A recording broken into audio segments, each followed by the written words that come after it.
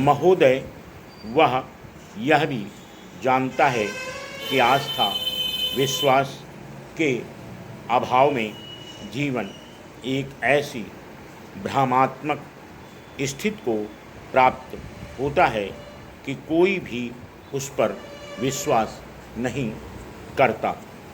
इन सब परिस्थितियों के कारण सुसंस्कृत मनुष्य वास्तव में पूर्ण धार्मिक विश्वास और पूर्ण अविश्वास के बीच में स्थित रहकर अपना जीवन व्यतीत करता है।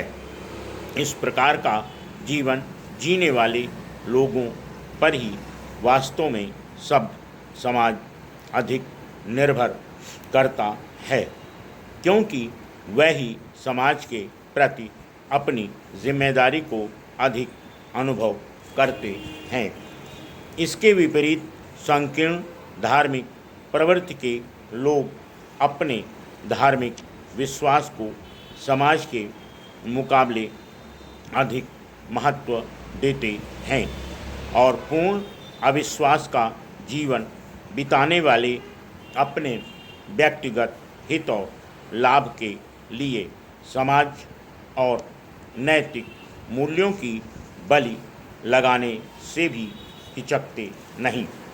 सुसंस्कृत मनुष्य का यह लक्षण होता है कि वह अपने जीवन में धर्म की सब अच्छाइयों को आत्मसात करते हुए भी धर्म के नाम पर झूठ, हिंसा, बनावट तथा अन्य अर्थहीन तत्वों से दूर रहता है। यह बिना अंधविश्वास के भी संसार के गूढ़ रहस्य के पीछे किसी सत्ता का होना स्वीकार कर लेता है, परंतु इसके बाद यह नैतिक और मानवीय मूल्यों को सर्वोच्च प्राथमिकता देता है।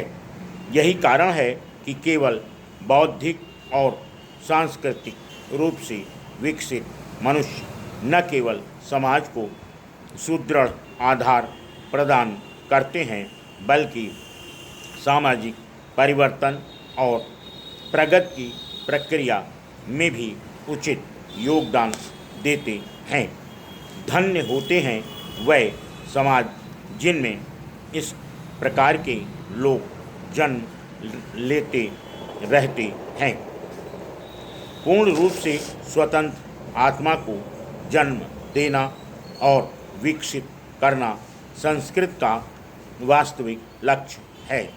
सब प्रकार के पूर्वाग्रहों से मुक्त व्यक्ति कट्टरता और धार्मिक संकीर्णता से अपने को बचा सकता है। सुसंस्कृत मनुष्य केवल अपने विचारों के लिए जीता है, अतः उनके लिए बलिदान होना स्वीकार कर लेता है।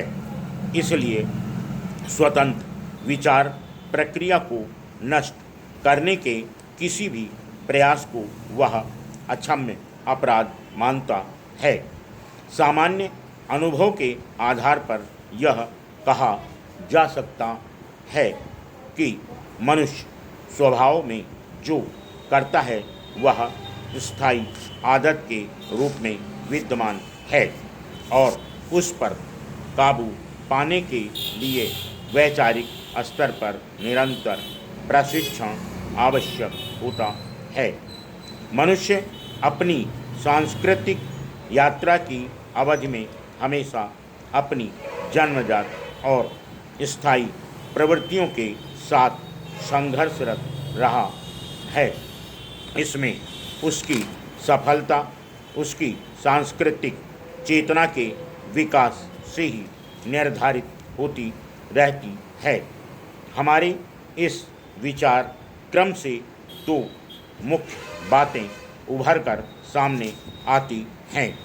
पहली बात यह कि धर्म ने अज्ञात की ओर सम्मुख बाह्य अंतरिक्ष के उस स्थल को साफ और खुला छोड़ दिया है जिसकी ओर मनुष्य अपनी व्यक्तिगत खिड़की से झांक कर देख सकता है।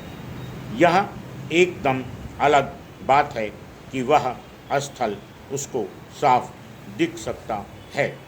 दूसरी बात यह कि प्रेम और भावुकता से परिपूर्ण जीवन में जो आनंद पैदा होता है वह इस पृथ्वी पर हमेशा हमेशा अछूत रहेगा। Full stop.